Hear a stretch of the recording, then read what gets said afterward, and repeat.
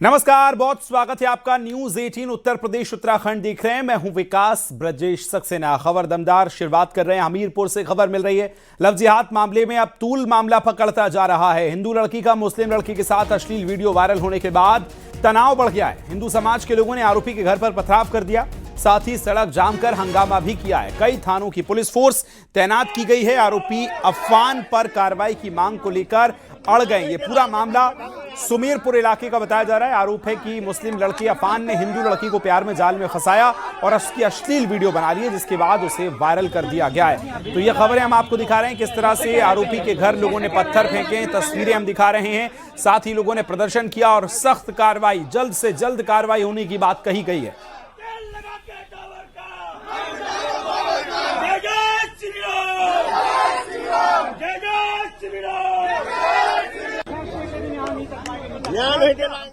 तीन तस्वीरें आप देख रहे हैं। आरोपी के घर पे पत्थर फेंके गए। पहली तस्वीर आप देख रहे हैं। दूसरी, सड़क पर जाम कर दिया, ट्रैफिक रोक दिया लोगों ने, आक्रोश व्याप्त है लोगों में। और तीसरी तस्वीर, पुलिस फोर्स तैनात की गई है ताकि माहौल खराब ना हो। लेकिन जो हिंदू संगठन हैं, हिंदू पक्ष के लोग हैं, पीड़ित के परिजन हैं, वो कह रहे हैं कि त्वरित कार्रवाई की जाए। ज्यादा जानकारी के साथ सहयोगी उमाशंकर हमारे साथ फोन लाइन पर जुड़ गए। उमाशंकर, तीन तस्वीरें हम दिखा रहे हैं। एक तरफ आंदोलन हुआ, प्रदर्शन हुआ, दूसरी तरफ पत्थर फेंके गए। क्या स्थिति है अभी, क्या मांग की जा रही है? देखिए, जो मामला जो है वो वाकई में जो है भयावह है कि जो मामला है लव जिहाद वाला, एक मुस्लिम लड़का जो है लड़की को जाल में फंसाता है, उसके बाद जो बवाल हुआ, उसके बाद जो देखने को मामला मिला है वो वाकई में भयावह है। उसके बाद हिंदू संगठन के लोगों ने पूरा जाम कर दिया है। सुमेरपुर थाना क्षेत्र का मामला है और NH 34 पूरा जाम कर दिया गया है। और क्या हुआ है कि उनका कहना है कि लगातार उसकी गिरफ्तारी की जाए, लेकिन अभी तक पुलिस ने गिरफ्तार नहीं किया उसको, जिसको लेकर के वहाँ विरोध चल रहा है। ये मामला वहाँ पे देखने को मिला है। जो लड़का है जो है मुस्लिम घर का, उसके यहाँ रेहान के यहाँ वहाँ पे पत्थरबाजी भी हुई है। अभी मामला तूल पकड़ता हुआ दिखाई दे रहा है। वहाँ जो स्थानीय नेता थे और जो वहाँ के जो नेता हैं, स्थानीय नेता हैं, विधायक हैं, वो भी गए मौके में, लेकिन किसी ने वहाँ के स्थानीय लोगों ने उसकी कोई सुनी नहीं। उसके बाद वहाँ बवाल लगातार जारी है। ठीक है, नजर बना के रखिएगा आप। जैसे ही कोई अपडेट आता है आपके पास लौटेंगे। फिलहाल शुक्रिया जानकारी साझा करने के लिए।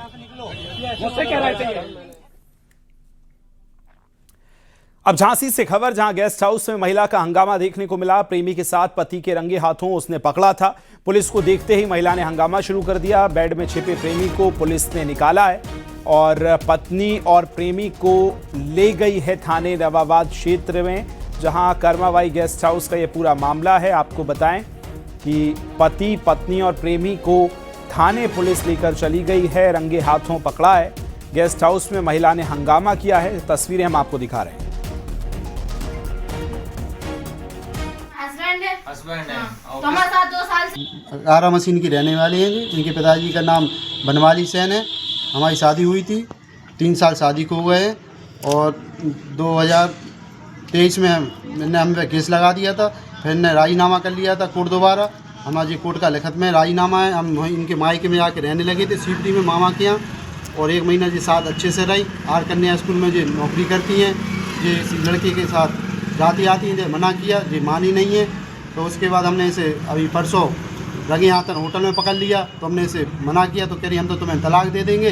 और सब 2 महीने 1.5 साल से हमारे साथ में नहीं रह रही और कह रही थी हम तुम्हें तलाक दे देंगे, हम तो उसी के साथ रहेंगे। हरदोई में डंपर ई रिक्शा को टक्कर मारी है। सड़क हादसे में 2 छात्रों की मौत हुई है। हादसे में घायल एक की हालत नाजुक बताई जा रही है। मौके से डंपर ड्राइवर फरार हो गया है। रद्देपुरवा क्षेत्र के सघई बेहटा गांव के पास का ये पूरा हादसा बताया जा रहा है, जहां हादसे में मौके पर ट्रक जो ड्राइवर है, डंपर ड्राइवर, वो फरार हो गया।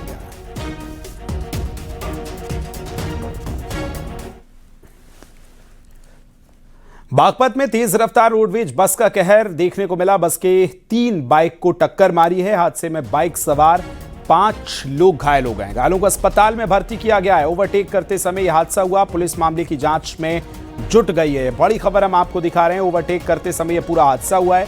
5 लोग इस हादसे में घायल हुए हैं।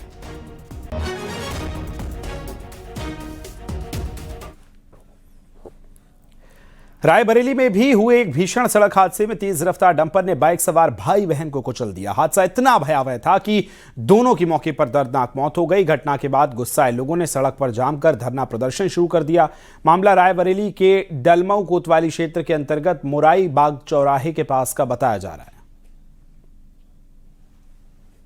भीड़ भाड़ ज़्यादा रहती है और यहाँ पे स्कूल टाइमिंग के दौरान जो है वो बड़ी गाड़ियों का आवागमन थोड़ी देर के लिए रोका जाए, तो इस संबंध में वार्ता हुई है। रविवार को हम लोग बैठ करके व्यापार मंडल के साथ और हम लोग रहेंगे, सीएम साहब रहेंगे, बैठ करके इसको विचार कर लिया जाएगा। इनका कहना है कि पूर्व में व्यवस्था रही है और अगर पूर्व व्यवस्था रही है तो हम एक सुरक्षित लोगों को यहाँ से निकालने के लिए, मतलब कहीं कोई दुर्घटना ना हो, उसके लिए हम लोग बैठ करके एक कार्य योजना बनाएंगे और उस कार्य योजना के तहत हम आगे कार्रवाई। और अब 3 तस्वीरें हम आपको दिखा रहे हैं हादसे में भाई बहन की, हालांकि मौके पर मौत हो गई है। रायबरेली में 3 तस्वीरें आप देख रहे हैं जहां 2 छात्रों की मौत हुई। पहली तस्वीर हरदोई से हम आपको दिखा रहे हैं, दूसरी तस्वीर आप देखेंगे बागपत की है जहां इस पूरे हादसे में 5 लोग जो हैं वो घायल हुए हैं। और तीसरी तस्वीर भाई बहन की मौत जो हुई है उसके बाद तस्वीरें हम आपको दिखा रहे हैं।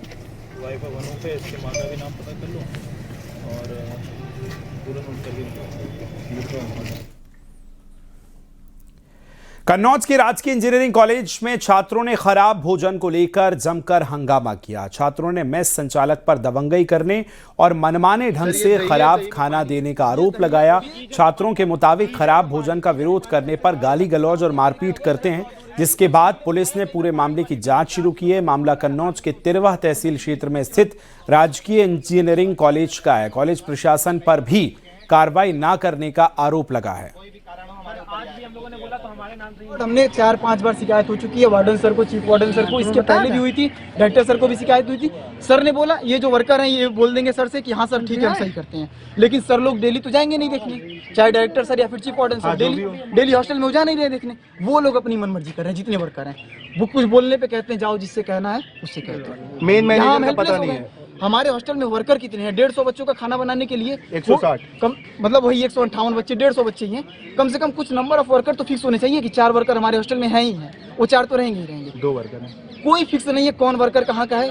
2-3 है, वो कभी यहाँ काम करेंगे कभी किसी हॉस्टल में।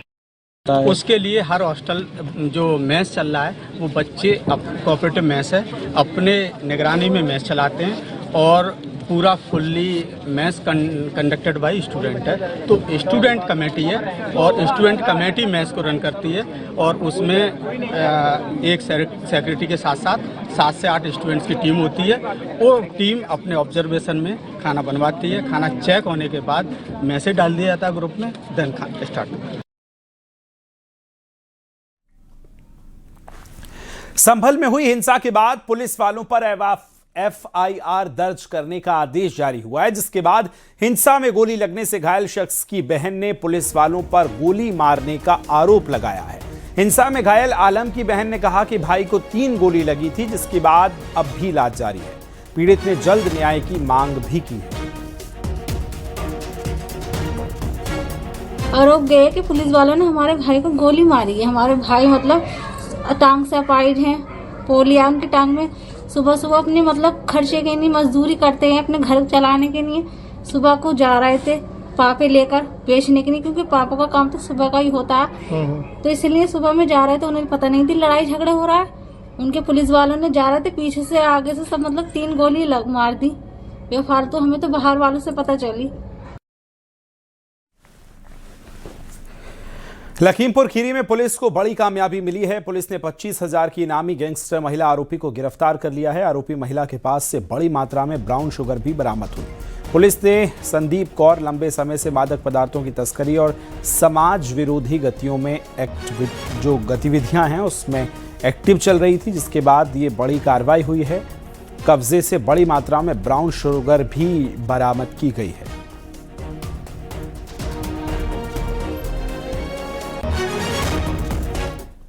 इधर रायबरेली के लालगंज कस्बे में स्थित एक डेयरी पर इनकम टैक्स विभाग ने छापा मारा। कार्रवाई से पूरे प्लांट परिसर में हड़कंप मच गया। मामला रायबरेली के लालगंज कोतवाली क्षेत्र का है, जहां दिल्ली और हरियाणा से पहुंची इनकम टैक्स विभाग की 7 सदस्यीय टीम ने डेयरी पर छापा मारा। इस दौरान टीम ने कंप्यूटर, हार्ड डिस्क और अहम दस्तावेजों को अपने कब्जे में ले लिया है और डेयरी में मौजूद लोगों ने पूछताछ भी हुई है। फिलहाल रेड क्यों हुई, इस पर कोई आधिकारिक जानकारी अभी सामने नहीं आई है। ये बड़ी खबर हम आपको दिखा रहे हैं।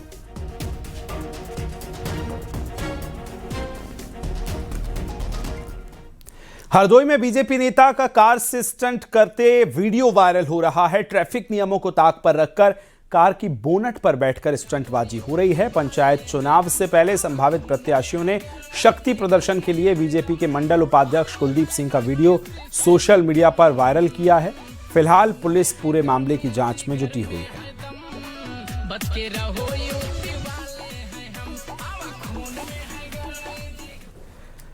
बलिया में एक सभा के दौरान परिवहन मंत्री की तरफ से बांटे जा रहे कंबलों की लूट मच गई। मंत्री दयाशंकर सिंह का पहले मंच पर स्वागत हुआ, जिसके बाद उन्होंने कंबल वितरण का कार्यक्रम मंच से शुरू किया। इस दौरान टाउन हॉल के पास खड़ी पिकअप से लोग कंबल लूटने लग गए, जिसके बाद मौके से मंत्री दयाशंकर रवाना हो गए। अब कंबल लूट का वीडियो सोशल मीडिया पर वायरल हो रहा है।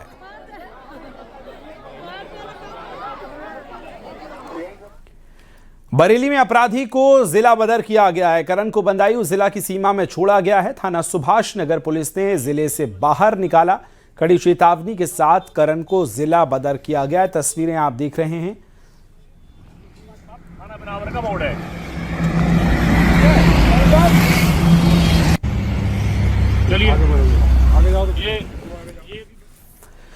बुलंदशहर से खबर है, जहां टेस्ट ड्राइव के बहाने कार भागने का जो मामला सामने आया था, कार ले जाने का मामला, उसमें पुलिस ने कार के साथ मथुरा निवासी जगराम को गिरफ्तार कर लिया है। कार लेकर फरार होते ही आरोपी का सीसीटीवी फुटेज वायरल हुआ था। ऑनलाइन ऐप से कार खरीदने के लिए यह आया था। टेस्ट ड्राइव लेकर बुलंदशहर के खुर्जा नगर कोतवाली क्षेत्र के पास ये भाग गया था। हालांकि नई मंडी के पास की पूरी घटना थी, लेकिन अब पुलिस ने इस आरोपी को पकड़ लिया है।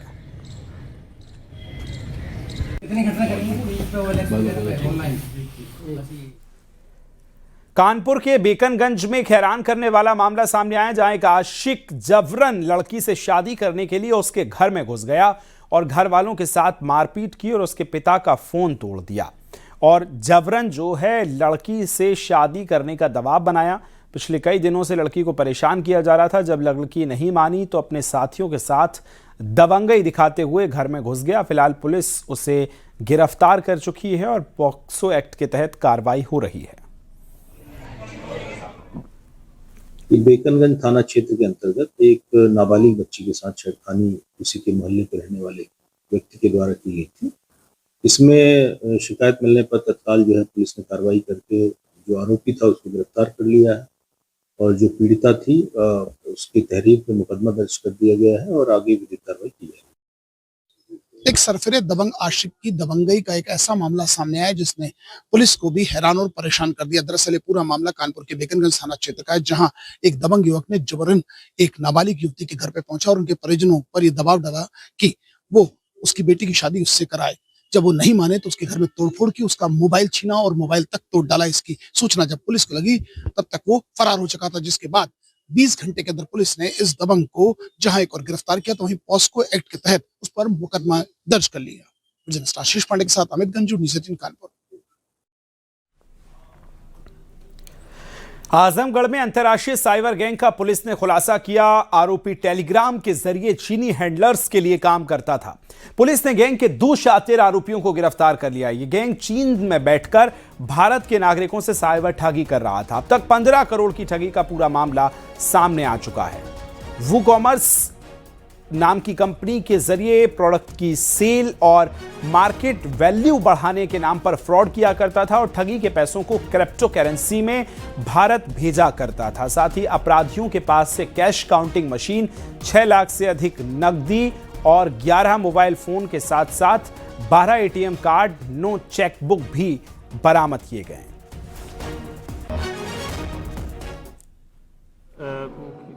जनपद की साइबर पुलिस द्वारा एक बहुत बड़ी सफलता हाथ लगी है, जिसमें एक पूर्व में एक साइबर अपराध के मोडस ऑपरेंडी का हमने खुलासा किया था, जिसमें पूर्व में लगभग सितंबर-दिसंबर में 4 लोगों को पकड़ा गया था। उसी में फॉलोअप में हमारी टीम लगातार काम कर रही थी और उसमें अब 2 अपराधियों को पकड़ा गया है। इनके पास से भारी मात्रा में बरामदगी हुई है, जिसमें 6,32,000 रुपये नकद, 11 mobile phone, 12 ATM card, 9 chequebook, 2 passbook, 1 Aadhaar card, 1 cash counting machine, 1 Scorpio वाहन, 1 विदेशी सिम कार्ड भी मिला है जो नेपाल कंट्री में रजिस्टर्ड था।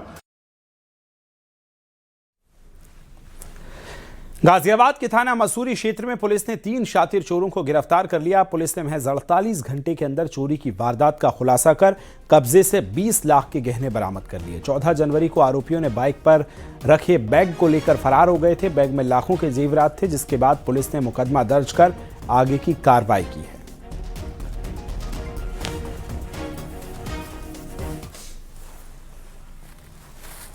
बेच देते हैं, तो एग्जैक्ट वेंडर्स इनके नोन नहीं है। जो कोई भी जिसको भी रिक्वायरमेंट है उस बाइक की, उसको ये बेच दिया करते हैं। ये जेल जा चुका पहले भी? हाँ, पहले जेल जा चुके हैं। अभी 7 जनवरी को ही जेल से बाहर निकला था और फिर 11 जनवरी को चोरी की घटना कारित की। और कैला भट्टा का ये निवासी है और थाना मसूरी पुलिस टीम द्वारा चेकिंग के समय इसको गिरफ्तार कर लिया गया। मकर संक्रांति के पावन पर्व पर गोरक्षपीठाधीश्वर और मुख्यमंत्री योगी आदित्यनाथ ने सुबह 4 बजे गोरखनाथ मंदिर में महायोगी गुरु गोरखनाथ को विधि विधान से आस्था की पवित्र खिचड़ी चढ़ाई। गोरक्षपीठ की तरफ से खिचड़ी भोग अर्पित किए जाने के बाद श्रद्धालुओं के लिए मंदिर के कपाट खोल दिए गए। इस मौके पर उन्होंने शिवावतार महायोगी से लोकमंगल, सभी नागरिकों के सुखमय समृद्ध जीवन की प्रार्थना की। मकर संक्रांति पर गोरखनाथ मंदिर में गोरक्षपीठाधीश्वर मार्गदर्शन में खिचड़ी का सहभोज आयोजित होता है। गोरखनाथ मंदिर के खिचड़ी महापर्व को लेकर श्रद्धालुओं में उल्लास दिखा। प्रदेश सहित बिहार, दिल्ली, नेपाल और देश के कई हिस्सों से श्रद्धालु आज यहां पहुंच रहे हैं। मैं सभी श्रद्धालु जनों को, प्रदेशवासियों को मकर संक्रांति के पावन पर्व की हार्दिक बधाई और शुभकामनाएं देता हूं।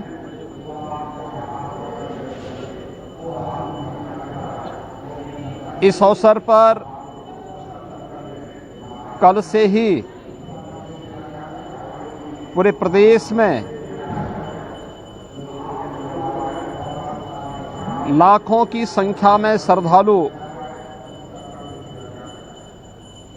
पवित्र धर्मस्थलों में जाकर के अपनी आस्था का नमन कर रहा है।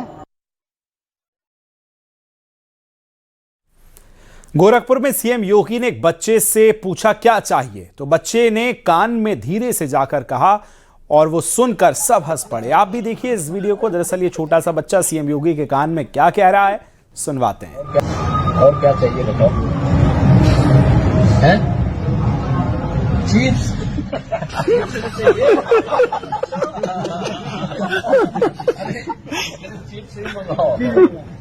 और क्या चाहिए बताओ? हैं? चिप्स? मायावती ने अपने 70वें जन्मदिन पर 2027 चुनाव को लेकर ब्राह्मण कार्ड खील दिया है। मायावती ने कहा कि बीएसपी सरकार में ब्राह्मणों को पूरा सम्मान मिला, जबकि बीजेपी सरकार में ब्राह्मणों की उपेक्षा हुई। मायावती ने कहा कि ब्राह्मणों को अब किसी का बाटी चोखा नहीं खाना चाहिए। साथ ही मायावती ने विधानसभा चुनावों में अकेले लड़ने का भी ऐलान किया है।